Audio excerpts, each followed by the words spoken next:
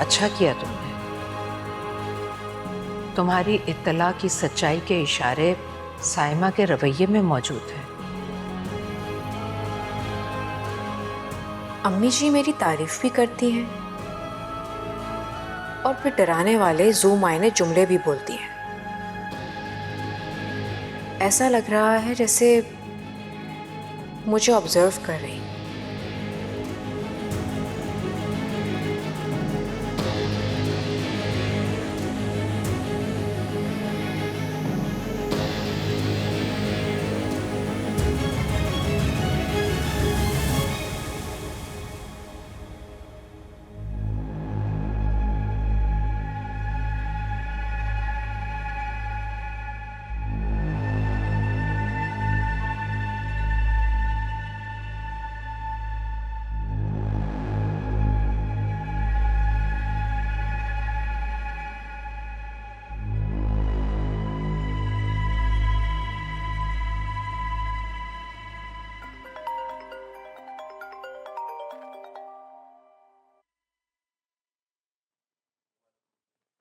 Hello.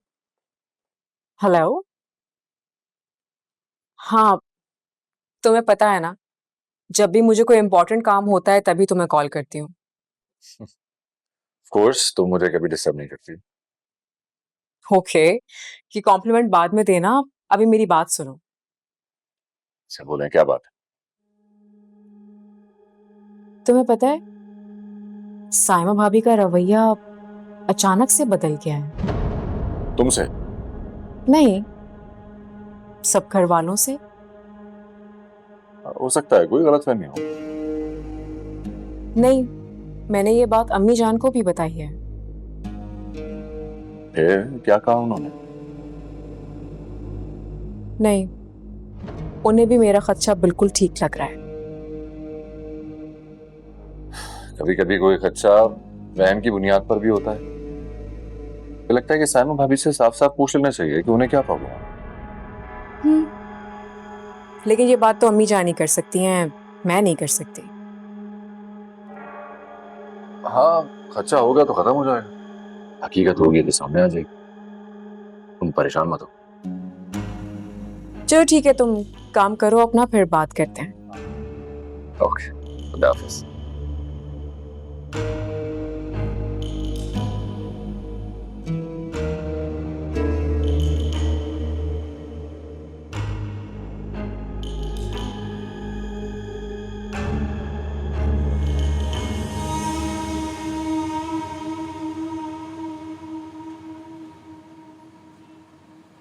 अस्सलाम वालेकुम अम्मी।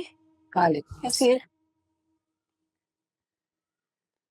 क्या बात है, किसी गहरी सोच में लग रही है और काफी देर से लग रही है।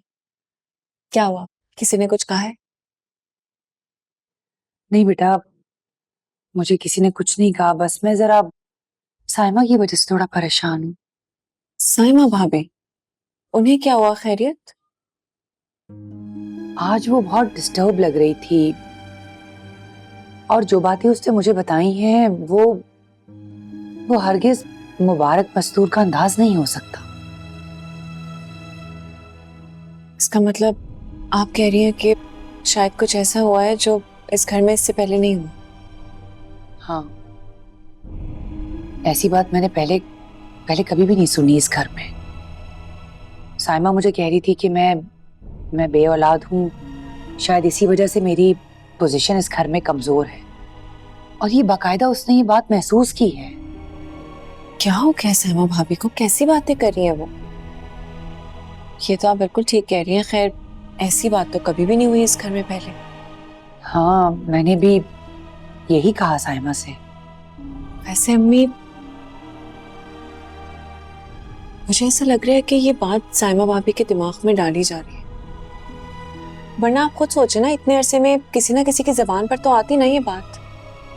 और अम्मी सच बताऊं, मुझे तो जरार भाई बहुत ही खुश और मुतमईन लगते हैं साइमा भाभी के साथ, ऐसी तो कोई बात नहीं लगती।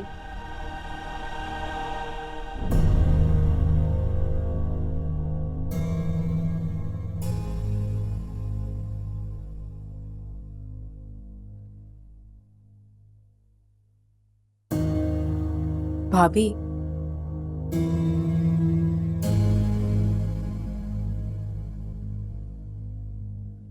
आपने अम्मी के घर जाने का फैसला कर लिया है, क्यों? थोड़ी देर सुकून से अकेले रह के सोचना चाहती हूँ इसलिए। अब क्या सोचेंगी आप? और आपके सोचने से होगा क्या? हया, मैं बिना सोचे समझे अब कोई फैसला करना नहीं चाहती।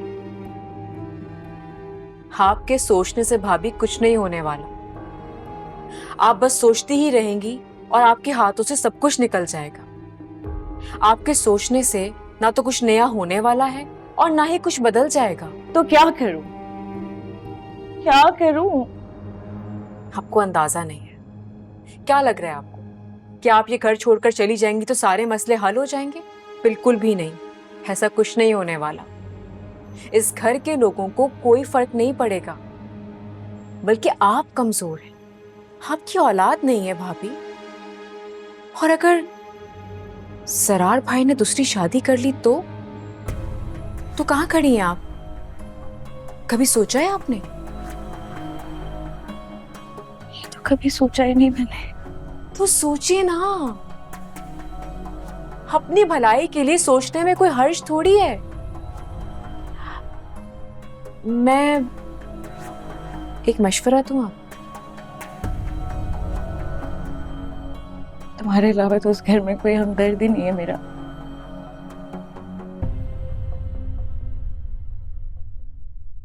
भाभी,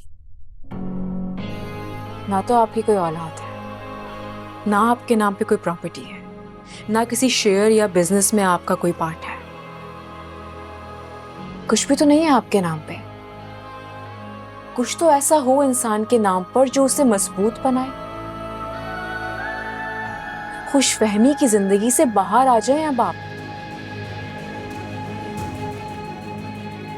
रूह परेशानी हो रही है जी, समझ नहीं आ रहा क्या करूं मैं।